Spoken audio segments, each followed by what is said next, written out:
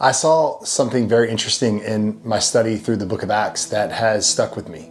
It encourages me and convicts me at the same time.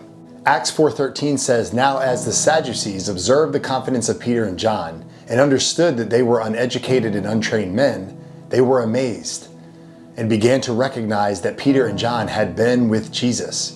Notice a few things. The religious leaders observed the boldness of Peter and John. Why does this matter?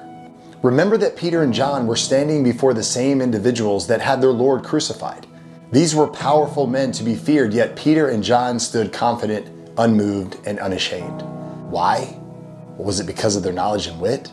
No. The text says that Peter and John were considered uneducated and untrained men. So it clearly wasn't their knowledge and wit that amazed these religious leaders. What amazed these men about Peter and John was that they had been with Jesus, and it was evident. I learned from this passage of scripture that I don't have to know it all. So often I feel that I need to obtain so much knowledge before I can be useful for the Lord, when the Bible clearly says that a Christian's power comes from intimacy with the Lord, not how far we go in seminary. It is when a Christian spends time with Jesus that the Spirit begins to produce the fruit of the Spirit in that Christian.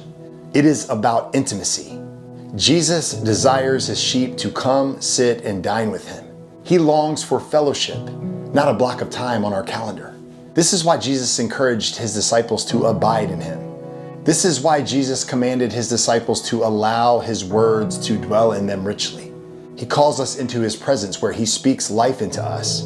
And when we receive his words and are empowered by his Spirit, we are emboldened to champion the banner of Christ.